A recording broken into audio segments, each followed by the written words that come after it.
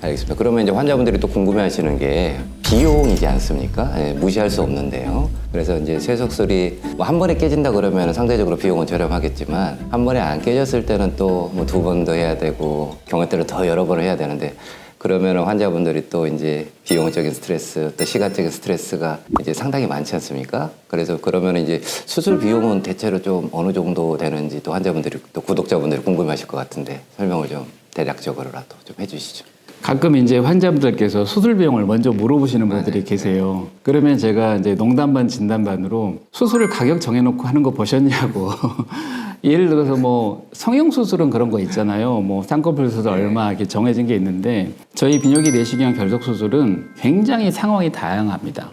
그러니까 예를 들어서 경성 내시경으로 예정을 하고 들어갔는데 여의치 않은 경우는 연성 내시경까지 써야 되고요. 또 뭐 레이저 파이버를 한 번만 쓸 수도 있지만 여러 번을 쓸 수도 있고, 스톤 바스켓이라 그래서 이제 결석을 잡아서 꺼내는 장비도 하나만 쓸 수도 있지만 뭐 두 개, 세 개를 쓰는 경우도 있고, 그래서 그 비용 폭이 상당히 큽니다. 그런데 이제 쇠석하고 비교를 해본다면 체중격파 쇠석술을 정말 말씀하신 것처럼 한 번으로 해결이 된다? 당연히 비용이 그게 더 저렴하죠. 근데 이제 큰 결석, 그 다음에 쇠석 성공률이 떨어지는 결석들이 있어요. 그런 경우는 뭐 3번, 4번, 심지어 막 10번 이렇게 쇠석을 합니다.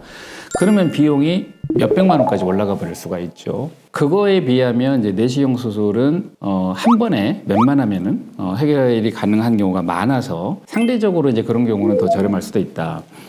저 같은 경우는 예를 들어서 하부 요관 결석 수술 경성 내시경만 사용을 한 경우는 평균 잡아서 한 100에서 120만 원 사이, 그 다음에 이제 상부 요관 경성 요관경만 사용을 한 경우에는 한 30에서 150 사이, 그 다음에 이제 신장까지 들어가는 연성 신요관 내시경을 사용한 경우는 150에서 200 사이, 요 정도 비용이 나옵니다. 물론 이제 환자분마다 좀 차이는 있고요.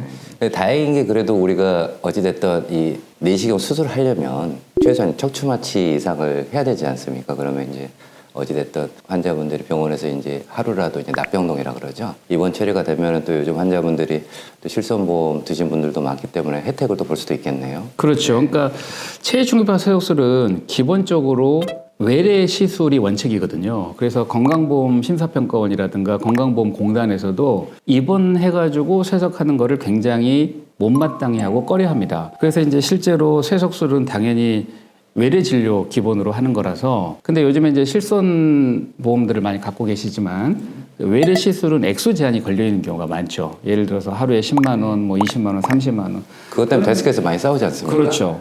그래서 이제 그런 경우는 체중격파 쇠석술하면 나머지 돈은 이제 본인들이 부담을 하셔야 되는데, 당연히 내시경 수술은 입원 처리가 되는 수술이라서 뭐 실손보험 있으시면은 거의 대부분 환급 받으실 수 있지 않을까 이렇게 생각이 됩니다. 여러모로 장점이 많네요. 그렇죠. 네. 자, 그럼 비교적 그 내시경 수술이 안전한 시술인데 아까 그 원장님도 얘기하셨지만 그 요관 부목을 유치하지 않습니까? 그래서 이제 그것도 나중에 또 빼야 되고, 그리고 또 환자분들이 당일 퇴원이지만 집에 가셔서 혹시라도 뭐 주의해야 할 점이나 혹시라도 이것 때문에 불편하실 증상 뭐 혹시라도 있을까요? 네, 아까 잠깐 말씀드렸지만 이제 내시경 결석 제거 수술을 하고 나서 거의 대부분 요관 부목이라고 하는 거를 삽입을 하는데요.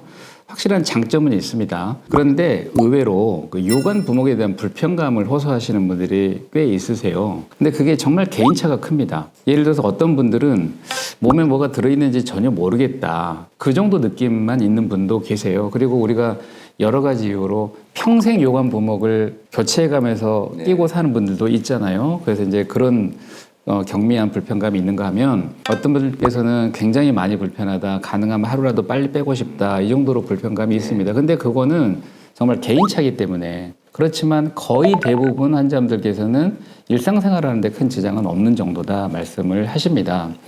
그리고 이제 또 환자분들께서 그 약간 신경 써야 되고 약간 조심하셔야 되고 이해를 하셔야 될 부분이, 수술 이후에 소변에 피가 계속 보입니다. 유관 혈뇨가 계속 지속이 되는데 요관 부목이 들어있는 상태에서는 그 요관 부목과 요관 점막이 마찰이 일어나서 어느 정도의 출혈, 어느 정도의 혈뇨는 충분히 가능합니다. 그런데 이게 가만히 있으면 피가 좀 덜 보이고요. 활동을 좀 많이 하신 분들은 유관 혈뇨가 조금 더 심해집니다.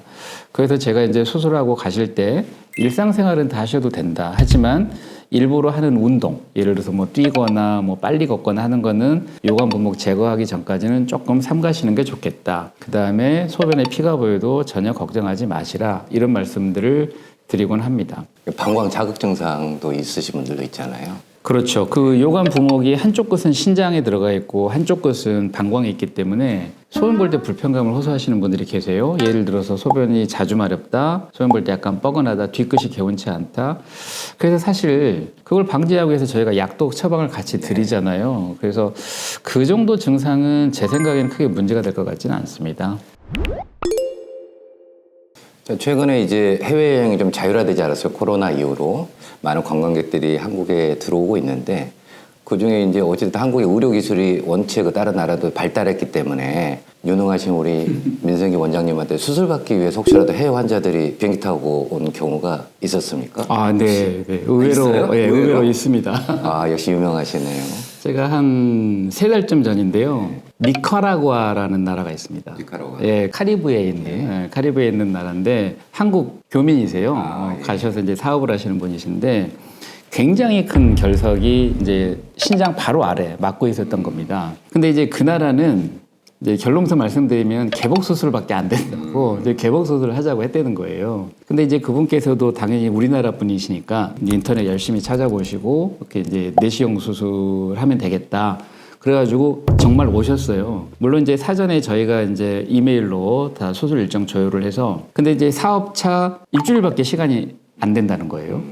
그래서 정말 비행기 타고 들어오셔서 다음날 오셔가지고 검사하고 그 다음날 수술하시고 3일 뒤에 제가 확인하고 바로 또 출국을 하셨거든요. 그분 같은 경우도 결석이 굉장히 컸는데 다행히 운 좋게 한 번에 거의 다 없어졌어요. 물론 우리가 이제 아시겠지만 내시경 결석 제거 수술하고 나면 그 요관 부목이라고 하는 걸 넣잖아요. 그러니까 요관 부목이라고 하는 게 여러 가지 목적으로 넣지만 이제 잔석들 빠지는 거 도와주고 다시 막히거나 뭐 이런 걸 방지하기 위해서 넣는 건데 당연히 이제 그분도 요관 부목을 끼고 가셨기 때문에 그걸 이제 빼야 되는데 해결이 가능합니까? 그렇죠. 그래서 이제 니카라과 사정을 물어보니까 빼는 것까지는 가능하대요. 예. 그래서 그거는 이제 거기 가서 빼셔라. 그러고 이제 보내드렸던 기억이 있습니다. 저희가 더 열심히 홍보를 해야 되겠네요. 네. 그리고 물론 이제 결석 치료 중에 체충격부 수술의 장점도 있지만 내시경적 수술이 또 케이스에 따라서 더 장점이 많은 수술을 좀 환자 잘 가려서 하게 되면 환자분도 만족하고 또 의사도 환자분들한테 좋은 시술을 펼쳐서 또 좋은 소리 들으면 또 만족하는 그런 수술이 되지 않을까 싶습니다.